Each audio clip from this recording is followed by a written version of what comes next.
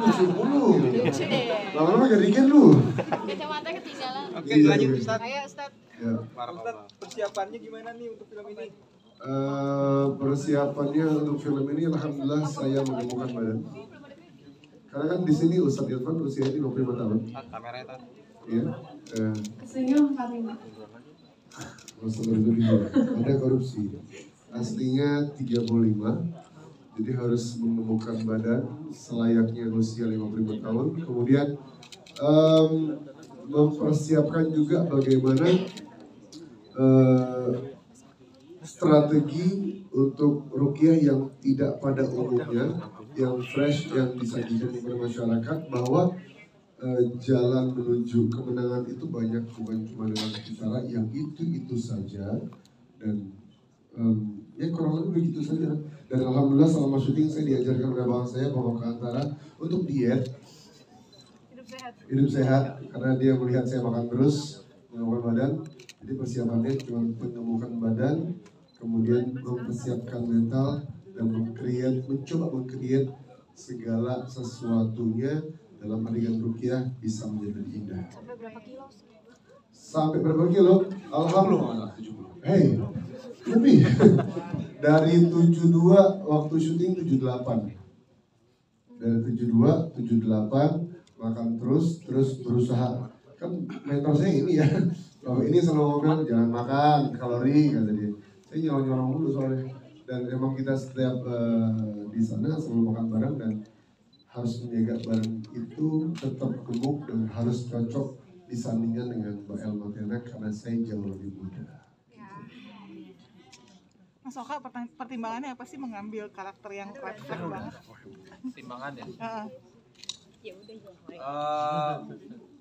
Pertama peran antagonis, karena peran antagonis pernah main peran antagonis, tapi peran antagonisnya menurut aku ini menarik sih. Mengatasnamakan agama iya dalam berbuat perbuatan jahatnya, lalu juga mengatasnamakan trauma-trauma yang pernah ada di kehidupannya, meskipun layernya nggak tebal di film ini, tapi menurut saya itu cukup untuk bekal saya untuk jadi orang antagonis di sini. Terus habis itu juga ini Visinema ya, maksudnya di kalangan pemain-pemain film tuh kayaknya semuanya pada pengen banget main di film Visinema itu, terus terang aja. Benar-benar saya juga. Nggak tahu apakah teman-teman wartawan menyadari itu semua, tapi Visinema one of the best PH yang bisa menawarkan cerita yang unik, menarik, nggak cuma sekedar promo, tapi cerita yang bisa memuaskan batin para aktor sadap. Maksudnya perannya yang beda banget gitu lah. Akhirnya ya udahlah. Nah, benar sih. Jadi ya udahlah. Mas Angga lihat ya Mas. Tolong digoreng lagi. Jadi happy banget sih, happy banget. Ada pertimbangan gak sih? Aduh kalau gue main antagonis agak bakal diiniin, atau kayak kalau di yang sebelum lembayan kan malah green flag gitu, maksudnya kayak jadi mundur-mandir gitu. Ada ketakutan atau misalnya kekhawatiran gitu saat bermain red flag atau malah nggak ada kekhawatiran sih, masih kalau bisa selang-seling main protagonis, main antagonis, yang penting tetap dikeluarin lah. Simpel ya. Enggak sih, happy aja. Oke. Kalau koreografi latihan untuk yang di adegan-adegan terakhir itu seperti apa sih antara Feby, Mas Oka dan juga Sarah? Cila. Asyira Zamita dipanggilnya Cila. Ya, lo tau banget. Apa itu kamu juga ditanyain gimana koreografinya yang terakhir. Kita latihan dulu di Visinema ya, di kantor. Kalau saya sih belum pernah ada adegan fighting sama perempuan tuh nggak pernah ada. Dan sebanyak karir, dan di sini melawan 2 perempuan. Manis banget lagi. Iya. Satu anak kecil, satu istrinya. Wah. Pas tahu Feby yang akan melakukan stunt double yang dipikirkan cuman wah yang harus jadi stunt double jadi nggak punya kerjaan tuh. Enggak sih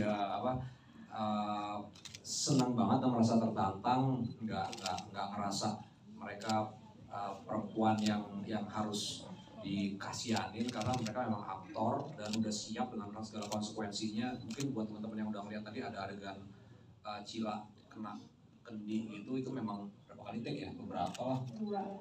Dua dan itu emang beneran kendi yang dibuat dari kayak gula Bukan asli. Bukan kendi asli. Kalau udah pas udah bisa kita nubuat. Oh. Tapi tetap ada deg-degan dikit ya? Iya, rasanya tetap berat. Terus pas lagi itu udah minta maaf berkali-kali sama Cila nih sorry banget. Tapi dia nggak apa-apa sekalian aja supaya sekalian take. Ternyata nggak sekali take ternyata buat. Tapi ternyata seru. Iya seru gitu. Itu sih itu sama Feby juga yang bagian nendang terus jambak itu juga harus janjian, banyak kontrol. Kalau nggak bisa kontrol terlalu emosi bisa gimana gitu. Dan itu scene-nya lumayan seharian sih kalau nggak salah. 2 hari. Oh adegan itu 2 hari. Adegan itu 2 hari. Seberapa waktu lagi Rukiah kan ngelawan sendiri dengan mantranya ya, itu ngomongin apa sih atau apakah ada mantra khusus yang disebut? Itu di skenario nggak ada sih, dimana si Wahab itu ngomong mantra itu di skenario nggak ada. Bahkan Wahab ngedeketin ke telinga Farah terus membisikan sesuatu itu kalau nggak salah ya kayaknya nggak ada deh. Tapi waktu itu on the spot aja karena kita terbiasa kan kalau di film itu sutradara baru melihat setnya kayak gimana, terus ternyata memang jaraknya sedekat itu dan bahkan pas nggak deket jauh dia juga tetap mengucapkan mantra gitu. Jadi on the spot harus tahu mesti ngomong apa, tapi waktu itu nggak tahu juga sih mesti ngomong apa, cuman kumat kamit aja sih gitu. Pakai lirik lagunya Cila aja. Enggak. Ngasal aja sih. Ntar terus diisi di ADR, di dub. Kak Feby, sejauh mana sih film ini mempengaruhi perspektif lo di kehidupan nyata? Apalagi kan sekarang baru jadi seorang istri gitu. Seberapa jauh ya?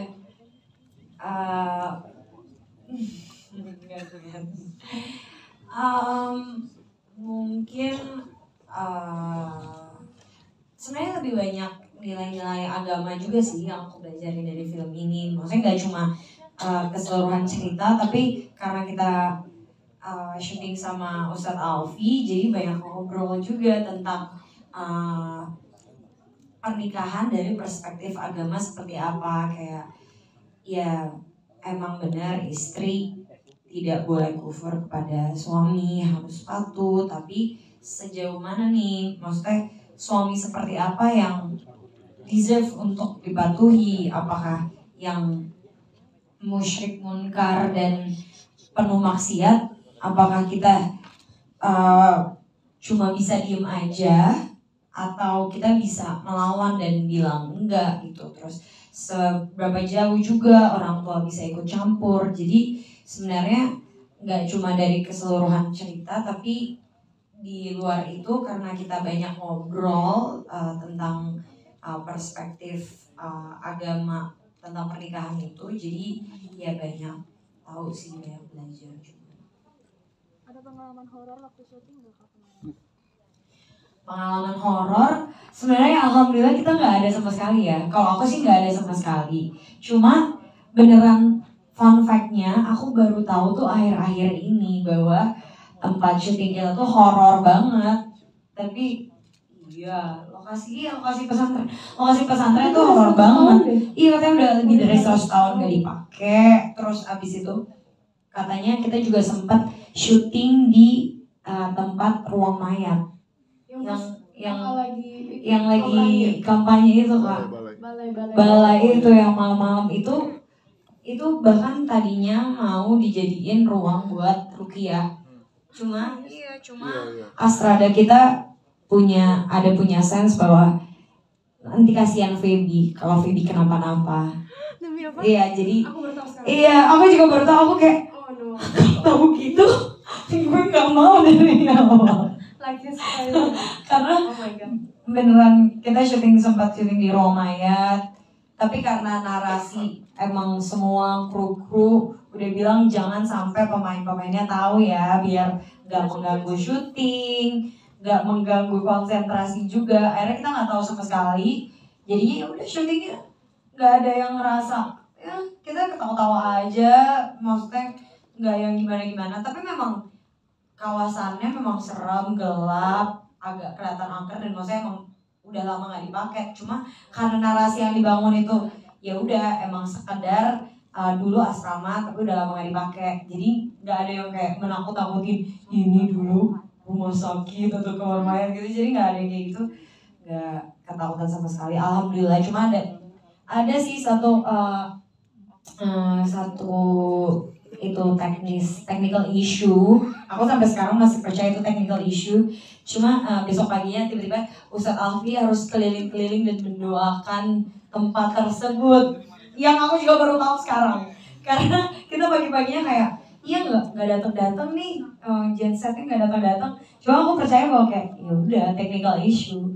Maksudnya di semua film technical issue tuh sangat lumrah sekali. Tapi aku baru tahu ternyata pagi-paginya Ustadz Alfi datang keliling untuk mendoakan. Gimana kan? Ya,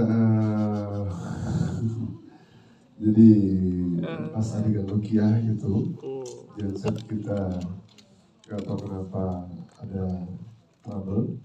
Kemudian kita menunggu sampai jam 9 malam, jam 11 bahkan tidak ada, dibubarkan. Terus ngobrol sama anak-anak, tim produksi, tapi tidak dengan mereka. Iya, aku nggak tahu. Mereka kita suruh pulang. Kita makan. Iya, kalian pulang. Mama di restoran itu. Kan kalian pulang tuh kan? Enggak, kita makan restoran. Kan yang malam tuh, sebelum itu ngobrol dulu. Iya. Ngobrol dulu, jalan bahwa besok abis sholat subuh tolong jemput saya di hotel. Tapi kan orang yang diam, jemput setelah sholat subuh di hotel. Kita kelasi. Mbak Ridla langsung, oke, ayo, siapa aja? Ini, ayo. Itu gerimis setengah 5 keliling ya, coba doa bareng lah. Bukan karena siapa-siapa, mungkin doain mereka, Insya Allah. Kita keliling, ya saling menghargai, bermunajat sama Allah agar Allah mudahkan, agar Allah ridhoi, jangan sampai ada kenapa-napa. Alhamdulillah dari situ berkah doa teman-teman yang lain, semua diperlancar, dan dari Rukiah nggak ada serem-seremnya, malah ketawa-ketawa. Begitu, alhamdulillah. Dan saya juga baru lihat di konten Instagram Wanita Ahli Neraka ada tim penelusurannya. Dan saya juga googling setelah itu, banyak orang yang masuk ke dalam melihat hal yang macam-macam. Allah a'lam bishawab. Akan tapi tolong garis bawahi, mereka tidak perlu ditakuti, mereka hanya butuh dihargai. Oke, terima kasih banyak teman-teman semuanya. Satu pertanyaan lagi boleh hadir. nggak? Habis ini kita ada red carpet di depan 18.15, ini nanti boleh teman-teman bergabung di sana ya. Kami izin dulu untuk para guest kita. Terima kasih guys. Mau foto bareng dulu? Foto dulu. Boleh.